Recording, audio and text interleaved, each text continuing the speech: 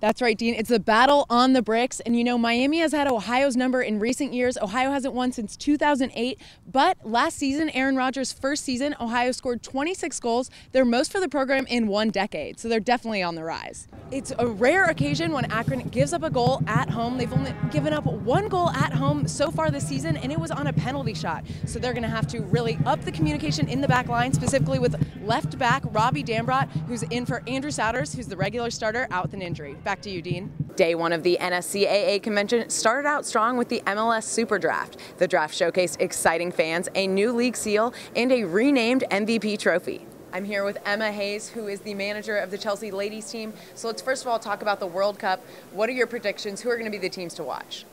All right, Dean, so after that third goal, the entire AK Rocky section has been on their feet going nuts, but that was not the case with Jared Embeck and the rest of the Akron bench. There was a couple fist bumps, a little bit of clapping, but for the most part, it doesn't seem they're ready to celebrate this one until 90 minutes is up.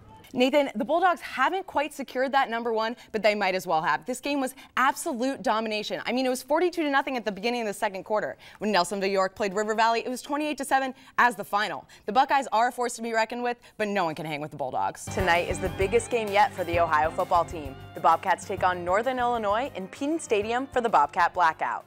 A win for the green and white tonight would make them bowl eligible, but that won't come easy. Northern Illinois is 8-2 overall and 5-1 in the MAC. The Huskies need a win to stay in the running for the MAC West title. The game will be broadcast on ESPNU, and it's senior night for the Bobcats. The green and white need to control their emotions tonight because Northern Illinois doesn't make many mistakes. The Huskies are tied for the second fewest turnovers in the FBS. Kickoff is at 8 p.m. You know what, Nathan, not only is this the winningest class in school history, but head coach Ryan Adams said that this is the biggest senior class he's seen in his last decade. And they were led by the man himself. There he is, Joe Burrow. He looked a little too healthy for River Valley's liking tonight. First play of the game, Joe Burrow finds Ryan Lerman. It's a 65-yard play with a solid 20 yards after catch. It only took 10 seconds and we're already at 7-0 Athens. Not the way River Valley wanted to start if they were trying for an upset. So Dayton Hardaway, he comes out and he puts just a little bit too much mustard on that hot dog. Could have been a runaway touchdown, but Kirk Morrow, he's about 2 inches too short. There has been a lot of turmoil since FIFA announced Russia and Qatar will host World Cups, and it looks like that was only the beginning. A FIFA judge cleared Russia and Qatar of corruption today, citing there was no proof of bribes or voting packs found in the investigation. Russia is therefore set to host the 2018 World Cup and Qatar the 2022. The chief investigator, Michael Garcia, expressed outrage in the judge's decision. Garcia spent the last 2 years investigating the case and said he plans to appeal the judge's findings. The news cued outrage on Twitter. Yahoo Sports columnist Dan Wetzel called FIFA a corrupt joke, and the New York Times Sports tweeted, "Corruption found in the World Cup bidding process, FIFA says carry on." Well, Athens just needs to keep on rolling. What was most impressive from this game was how Athens' offensive superstars got it done on both sides of the ball. Trey Williams came up with some big tackles, and Joe Burrow caught an interception. These guys have played both sides all year, but they rarely had to play a complete game due to blowouts. This stamina can't be overlooked.